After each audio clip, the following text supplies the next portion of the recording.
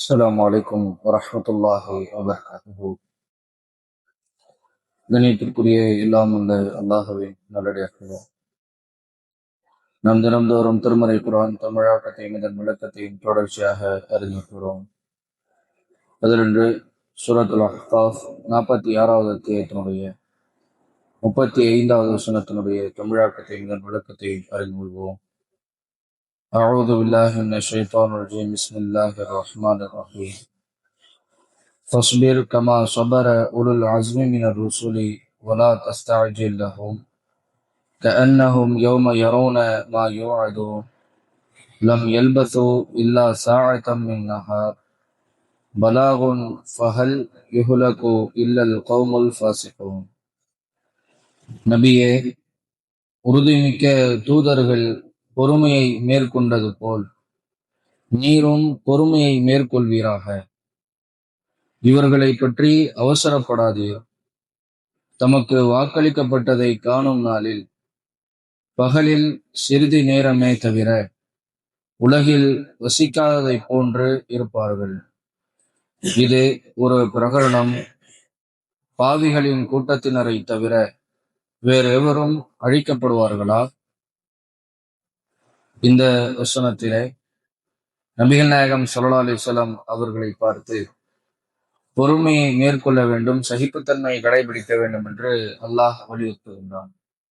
அந்த பொறுமை, சகிப்புத்தன்மை என்பது இதற்கு முன்பாக எத்தனை நபிமார்கள் அனுப்பப்பட்டார்களோ அந்த நபிமார்களில் தேர்ந்தெடுக்கப்பட்ட உறுதிமிக்க சில தூதர்மார்கள் அனுப்பப்பட்டிருக்கின்றார்கள். அந்த தூதர்மார்கள் எப்படி தங்களுடைய வாழ்க்கையில ஏற்படக்கூடிய சோதனைகளின் போது, துன்பங்களின் போது, அந்த பிரச்சாரத்தை செய்யும் போது, இடையூறுகளின் போது அவர்கள் எப்படியெல்லாம் தங்களுடைய சகிப்புத்தன்மையை மேற்கொண்டார்களோ அது மாதிரி நபியை நீங்களும் பொறுமையை மேற்கொள்வீராக என்று அல்லாஹ் குறிப்பிட்டு காட்டுகின்றார். பொதுவாக நபிகள் நாயகம் ஸல்லல்லாஹு அலைஹி வஸல்லம் அவர்கள் தங்களுடைய வாழ்க்கையின் துன்பங்களின் சமயங்கள்ல பிரச்சாரங்களுடைய இந்த இடையூறுகளின் போதெல்லாம் சகிப்புத்தன்மை மேற்கொள்ளக்கூடியவர்களாகத்தான் இருந்திருக்கின்றார்கள். அதையும் அல்லாஹ் ரப்பல் ஆலமீன் அவர்களுக்கு ஒரு நினைவூட்டலாக மீண்டும் இன்னும் உறுதியான பொறுமையை மேற்கொள்ள வேண்டும் என்பதற்காக இத்தகைய உபதேசத்தை அல்லாஹ்வுடைய தூதரை நோக்கி அல்லாஹ் குறிப்பிட்டு காட்டுகின்றார்.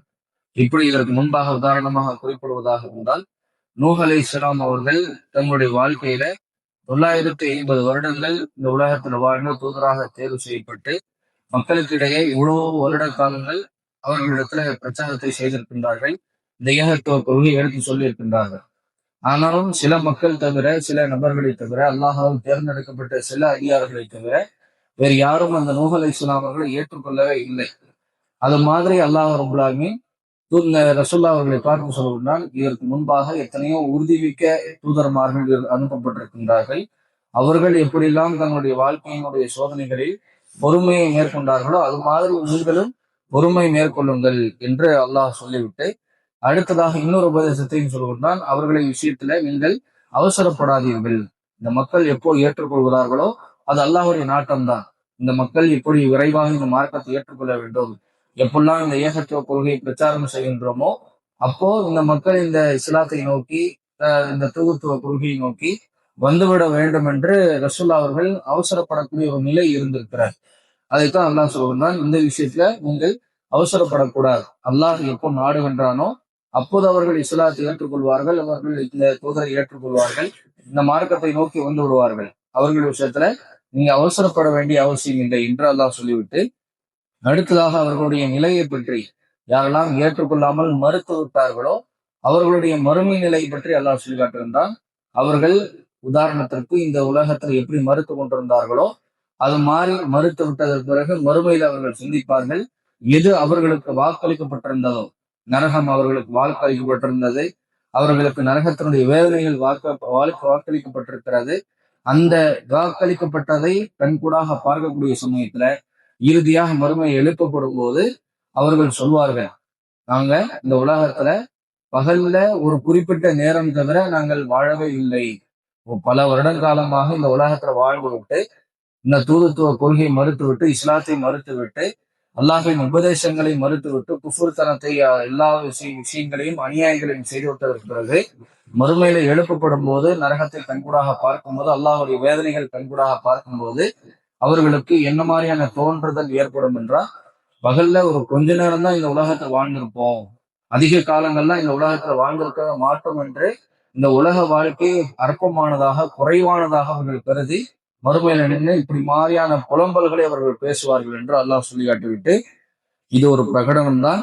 இந்த மாதிரியான பாவிகளான கூட்டத்தை தவிர வேறு யாரேனும் அழிக்கப்படுவார்களா என்ற கேள்வியோடு இந்த வசனத்தை அல்லாஹ் முடிக்கின்றார். யாரெல்லாம் இந்த உலகத்துல பாவிகளாக அநியாயக்காரர்களாக அநீதி இழைத்துக் கொண்டு இந்த உலகத்தில் வாழ்ந்தார்களோ அவர்களை தவிர வேறு யாரேனும் அழிக்கப்படுவார்களா என்று கேள்வி அல்லாஹ் கேட்கின்றான். அழிக்கப்படுவார்களா என்றால் அவர்கள் மட்டும்தான் அழிக்கப்படுவார்கள். யார் இந்த உலகத்துல அநீதி இழைத்தார்களோ, அல்லாஹுடைய தூதர் விதித்த அந்த வரம்புகளை மீறியவர்களாக யார் வாழ்ந்தார்களோ அவர்களுக்கு மட்டும்தான் மறுமையில அழிவு நாசம் இருக்கிறது என்பதை அல்லாஹ் தெளிவாக குறிப்பிட்டுவிட்டு, இது போலான பாவிகளாக நாம் இருக்கக்கூடாது என்ற உபதேசத்தையும் இந்த வசனத்தின் மூலமாக அல்லாஹ் சொல்கின்றான்.